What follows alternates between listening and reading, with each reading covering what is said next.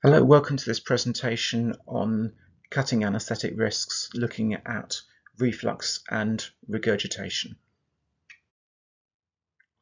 So we define reflux as movement of stomach content, of gastric content, up into the esophagus. And what you're seeing on the right-hand side here is a picture. So we've got the upper airway of a dog. The esophagus is a channel which moves almost seamlessly into the pharynx and on into the oral cavity. So any material that comes up through that esophagus in a ventral direction, you've got the opening to the airway here and the potential for material to enter the airway. Reflux can be acid or neutral. Frequently, in my experience, it's acidic.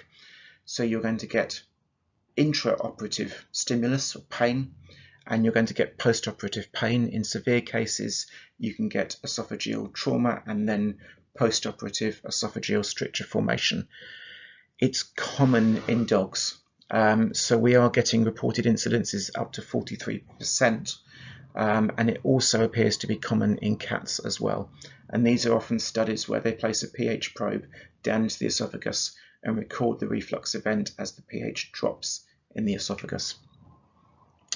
Regurgitation is the next stage in the process. So reflux is gastric material moving up here and into the esophagus, and regurgitation is the situation where that material keeps going and heads over the top here into the pharynx or the mouth or the nose. And obviously from an airway perspective, far more dangerous. So you get laryngospasm from it. If you inhale that material, you're going to get an aspiration pneumonia. It can be a very serious or fatal complication. A very large variation in incidence, but it happens and it's a relatively common complication. In small volumes, it's not necessarily something that you're going to notice from an anaesthesia point of view until it starts flowing out of the mouth and the nose, and you need a relatively large volume to fill up that space. So it's probably happening more often than we are all aware of. So let's think about some common things that make reflux or regurgitation more likely. Head position's one of them, starting from the front end. So a neutral head position allows the larynx and the opening of the esophagus to stay in a relatively relaxed, appropriate position. Hyperextension of the head or hyperflexion of the head change the relationship between the larynx and the opening of the esophagus and may make it easier for material to move from the esophagus and through into the pharynx. Very importantly, anything that increases the abdominal pressure is going to make it easier for material to exit the stomach. So that's increased body size, so you've just got body weight pressing down onto the abdomen. Tilted head down positions are going to make it much easier for material to flow out because the abdominal viscera are pressing on the stomach, encouraging that material towards the esophagus. Surgical procedures, so laparoscopy where you've got inflation, could do it. But equally, any abdominal procedures where you are physically pressing on the abdomen are going to increase that gastric pressure and make it easier for material to move past those seals. You do have a relatively strong seal here that's made up of various shapes as the esophagus goes through to the stomach, and the sealing effect of the deflated esophageal mucosa. So it's difficult for material to pass from the stomach into the esophagus, and sometimes it can take quite some time for it to do so. Interestingly, thoracic distortion reduces the diaphragmatic contribution to the esophageal sphincter. So as the esophagus passes through the muscles of the diaphragm, it gets squeezed slightly. The right-hand side of the diaphragm is stronger than the left-hand side of the diaphragm. It's a better constrictor of the esophagus. As you place the animal in right lateral recumbency, you're reducing the contribution to the lower esophageal sphincter pressure. So right lateral recumbency might allow gastric content to move up into the esophagus more easily than left lateral recumbency. So it might be that as you're turning that dog into right lateral recumbency, you might want to be checking for reflux more frequently. And then we've got the cricopharyngeal muscle is a pharyngeal constrictor muscle that wraps around the exit to the esophagus. That's probably the last of the protective systems to give way. After that point, you can get regurgitation with material flowing from the esophagus and up into the pharynx. There's a number of complications associated with reflux and regurgitation. So the commonest reported one would be oesophagitis, which is not unexpected when you think about the acid material that's flowing from the stomach and sitting on that sensitive esophageal tissue. As a consequence of that, you can get scarring and esophageal strictures. My experience, the most common thing that I find is a stimulus affecting the depth of anaesthesia. So if I see a change in my anaesthetic and a patient appears to be responding for no good reason, the first thing that I do these days is pass a gastric tube, or an esophageal tube I should say, and check for the presence of reflux material. And a very large number of times you're going to find some material or some fluid down somewhere near the heart base sitting within the esophagus. So that's the single commonest thing I see, is a change in depth of anaesthetic as the animal responds to that acidic material sitting in the esophagus. Laryngeal spasm is a consequence of reflux or regurgitation, which of course makes sense. If you've got regurgitated material coming up, the larynx is closing as a protective impulse. And then with the regurgitation, if you get any regurgitated material coming up and being inhaled, you're going to get laryngeal and tracheal trauma, as well as aspiration pneumonia as a consequence of that. So it's all quite serious stuff. There are many studies out there. Many of them are on relatively small numbers of patients. There's not strong overarching evidence to suggest specific starvation times for anaesthesia and specific drug protocols for managing gastric pH, but there are some things that we can think about. So my first thing is consider an approach of monitoring for reflux and managing it when it happens. The most important thing to do is to be aware that that thing is happening right now, and hopefully pick up a reflux case before it turns into a regurgitation case. Either use a V-gel device, which we'll come on to in a moment, that has an integrated esophageal channel through which you can pass an esophageal drainage tube, or get that tube all the way through to the stomach where it turns into a gastric drainage tube. Or use an endotracheal tube with an esophageal drainage tube or gastric drainage tube placed dorsally over into the esophagus. But in either case, you want to be suctioning that tube at regular intervals throughout your anaesthetic so that you know if there's reflux fluid present. And I would suggest every 5 to 10 minutes is a reasonable thing to do. I have a syringe attached to mine, so when I'm doing my 5-minute anaesthetic checks for the paperwork, I will just suction gently at each 5-minute checkpoint. So some key points. Reflux is a common event. It may be happening in close to half of the dog patients that we're dealing with, and smaller numbers of cat patients. It's difficult to identify reflux during anaesthesia. Minor reflux can turn into more dangerous regurgitation. So we want to be thinking about checking for reflux during anaesthesia, working out that it's there, and then managing that anaesthetic in such a way to reduce the risk. Positioning does seem to affect the risk, and multiple repositioning events do seem to increase it more. So think about those procedures where patients are being turned and moved around a lot. And reflux is more likely if you're moving patients at a light plane of anaesthesia. So make sure the patient is sufficiently anaesthetised that they're not responding to events around them. Recommendations on starvation time are complex and slightly uncertain. So one thing that does seem to be pretty sure is this idea of starving overnight before surgery is not a great idea. That's a 12-hour period of starvation, which will easily turn into 15 or 16 hours once you factor in morning delays. So these are animals that have not eaten for some time. That's going to reduce activity of the immune system and reduce healing. It's not decreasing reflux or regurgitation risk, and the longer you are going without food, the more acidic those stomach contents become and the more potentially dangerous the situation is going to get. So definitely starving for shorter periods of time is sensible. There are a wide variety of recommendations, and I suggest picking one that seems sensible and fits in with your practice protocol. 3 to 5 hour starvation recommendation times are common, and I think that they are a reasonable way to go. Personally, I would go towards the middle of that 3 to 5 hour period. In terms of what you use, it does seem to be important to pick the right kind of food for that meal to be. So avoid raw food, avoid dry food. The gastric emptying time on those foods is increased. So I would use a complete digestible canned food. I personally would recommend the raw canning gastro food, a small volume feed appropriate to the size of that animal, something like 3 to 5 hours before anaesthesia.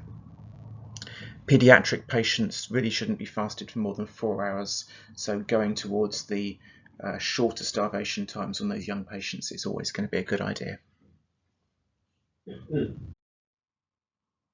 So what can we do to protect against reflux and regurgitation with endotracheal tube anaesthetics?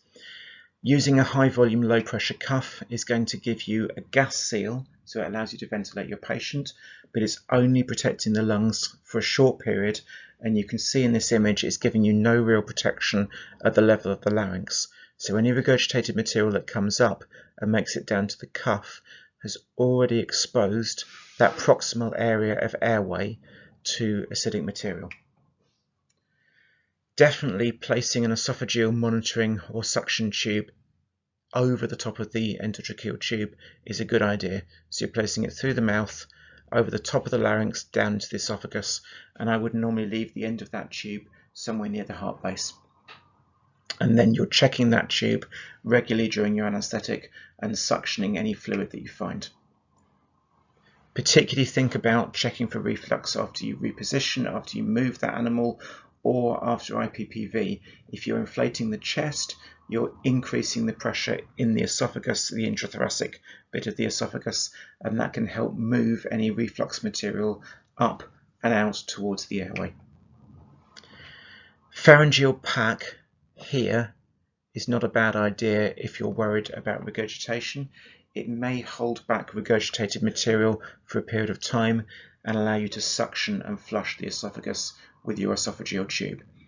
A pharyngeal pack on its own is not going to prevent oesophagitis because the material has come all the way up the esophagus, exposed the esophagus here to acid, and then you've still got that risk of esophagitis and esophageal strictures.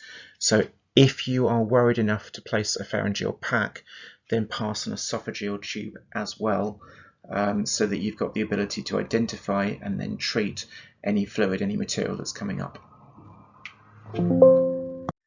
With the supraglottic airway device, the situation is slightly different. So supraglottic airway devices are like a soft, flexible mask that wraps around the larynx and then connects up to your airway circuit.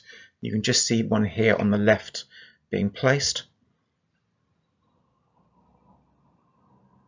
So it goes over the top of the larynx. Now that second tube that's coming in there, that is your esophageal monitoring tube.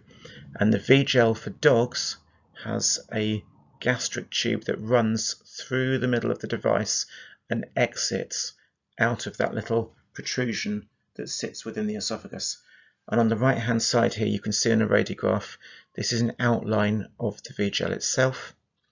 That's that little esophageal protrusion. That's the airway channel that runs through the device, through the larynx and onto the trachea. And then this is the gastric channel running over the top. So you've basically got a tube that goes from the end of your device by the nose, that runs through the device and then exits out of the esophageal tip, and you can pass your gastric drain tube or your esophageal drain tube through that. It gives you very easy access. It's also large enough in my experience to place an esophageal stethoscope if you want to do that, or even a temperature probe.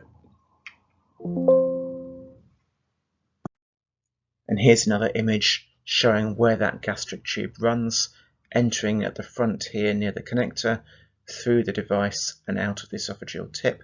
The larynx, meanwhile, is sitting within this space, and this edge here is resting on the floor of the pharynx. Here you're seeing pictures of the cat and rabbit V-gels. They're too small to have an esophageal channel running through them. You'd never be able to get a drain tube effectively through that, but they do have an esophageal tip there and there, which sit in the esophagus so that you have some separation of the esophagus and the airway itself. So what other options have we got? Well, we can look at medical options. Bear in mind that some of the drugs that I'm talking about are not licensed for use in dogs or maybe cats, or not in the area that you're working in, so make sure that you're aware of the legal implications of using some of these drugs before you start. You can see in this study, using omeprazole at a 1 mg per kilo dose 4 hours before anaesthetic really quite significantly reduces the reflux occurrence, and that's going to make it much easier to manage those patients. And this is certainly a protocol that I would consider using if I was concerned about increased reflux risk. There's also a study looking at metoclopramide using IV boluses followed by CRIs, and again that's giving you a significant reduction in risk in that study. Ranitidine used to be a medication that I would talk about. It's very difficult to get hold of the stuff at the moment, but there are ranitidine protocols as well, which again show a decrease in reflux risk. Post-operative period, my recommendation again will be omeprazole for patients that have had a significant reflux or regurgitation episode, or you think are at risk of having more of them. Feeding's very important, so small volume, frequent feeds, again, probably wet foods, probably these more digestible, balanced, complete foods rather than dry foods or raw foods.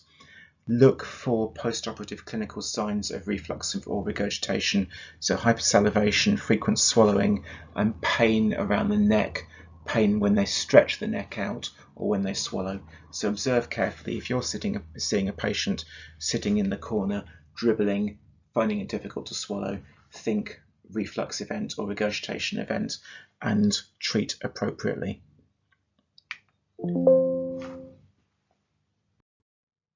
So for your intraoperative period, try and maintain a surgical plane of anaesthesia, which is good practice anyway when you're moving patients, so you're not allowing your patient to come light to respond to what's going on. Keep that plane of anaesthesia nice and smooth, and we know that that's going to reduce the risk of reflux. Minimise distortion in the body. I like to use soft body supports. I particularly like those vacuum bean bags, so the body is continuously supported and there's no ridges of hard trough pressing on the body, potentially squeezing the stomach and moving material from the stomach up into the esophagus. Think about IPPV as a risk factor. If you're increasing intrathoracic pressure, you may be moving esophageal material, a reflux event, and changing that into a regurgitation event as the material exits the esophagus and moves up into the pharynx.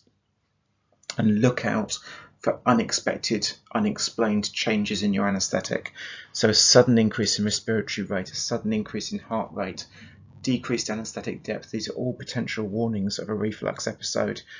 Get your esophageal monitoring tube in play, start to suction that esophagus, and very, very frequently you're going to find reflux material. If a reflux or regurgitation event occurs, think about passing a flexible catheter, ideally a gastric drain tube, down there, and these can be fairly small diameter. You can get quite a lot of material out through those.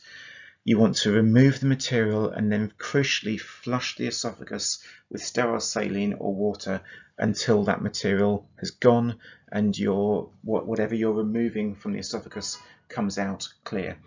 My preference would be sterile saline, so I keep an emergency bag on the anaesthetic trolley. So I've got my esophageal monitoring tube or my drain tube there. I've got a bag of sterile saline. I've got some syringes, and I've got everything there that I need immediately to suction, to remove the material, and then to flush the esophagus. Very useful. Regurgitation patients have got a high risk of aspiration pneumonia, so you need to treat as you would with any aspiration pneumonia event. Appropriate antibiotics, thoracic radiographs, supportive nursing, get that patient recovered quickly and get that managed. Again, you're going to need to remove as much material both from the esophagus and the pharynx and potentially the trachea as you possibly can, so that you reduce the amount of exposure that the animal's got to that regurgitated material. So what you can see here is a video showing you the effect of ventilation on moving material from the esophagus up and out to the pharynx. So this dog has a V-gel in place. It has an opening here where the gastric channel exits away from the connector. So because it's a V-gel, we've got a complete separation between the gastric channel and the airway, which is useful in this case.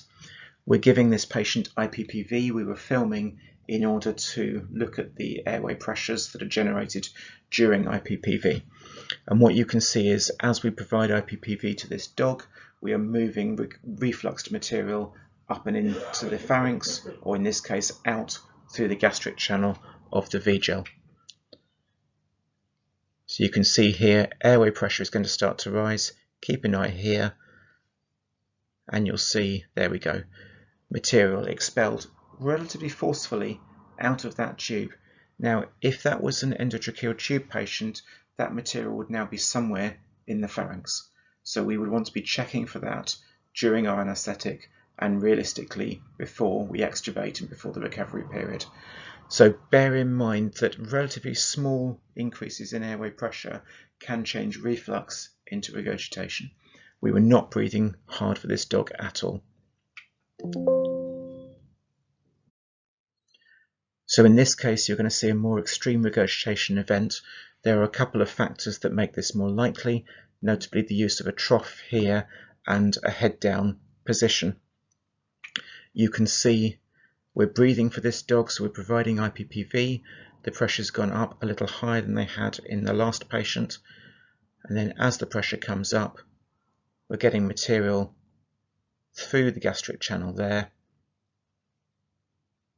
And that's a fairly large amount of regurgitated material. And again, if you had this happening in an endotracheal tube case where that material was not being channeled away from the airway, that could be a very dangerous event indeed. It's important that you drain and flush that material well before anaesthetic recovery. So you pass a drainage tube if you don't already have one in place. You suction the esophagus all the way around the esophagus to the full depth of the esophagus. Also make sure that the pharynx is clean and clean around the V-gel if you've got the V-gel in place. You flush with sterile saline to remove any residue, and that reduces the chance of acid damage. And then I'd be thinking about the use of gastroprotectants intraoperatively or post-operatively to try and reduce the trauma.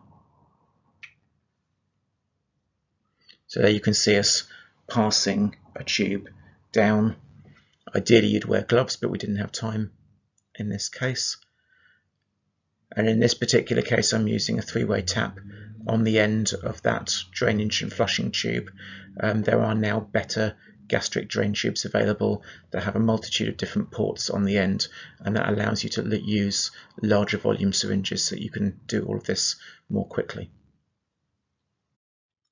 Hello, welcome to this presentation. So, in summary, shorter starvation times may reduce reflux and regurgitation risk. Hopefully more evidence will come out with larger patient numbers so we can get a better idea of exactly how long is sensible. Definitely use an esophageal monitoring tube whether or not you're using the V-gels with a gastric channel, and check those monitoring tubes intermittently. It's easier to place those with a V-gel because you're just sliding that monitoring tube directly through the gastric channel that runs through the center of the V-gel. Think about positioning and support to reduce the risk of reflux and regurgitation. Think about your head position. A neutral head position is ideal, and maintain a surgical plane of anaesthesia when you're moving your patients. You want to think about suctioning and cleaning the esophagus after reflux or regurgitation events. So it's not good enough just to remove the gross material. You also want to be removing that mucosal contamination, and that's going to make it less likely to develop esophagitis and esophageal strictures post-operatively. Omeprazole, cimetidine, metoclopramide are all useful management tools. There's published information on all of those, and ranitidine, potentially, if it becomes available on the market again, is another useful medical treatment. And then post-operatively, think about reflux as a cause of post-operative complications, particularly hypersalivation, swallowing, and signs of head, neck, or throat pain. It's more common than we really realise.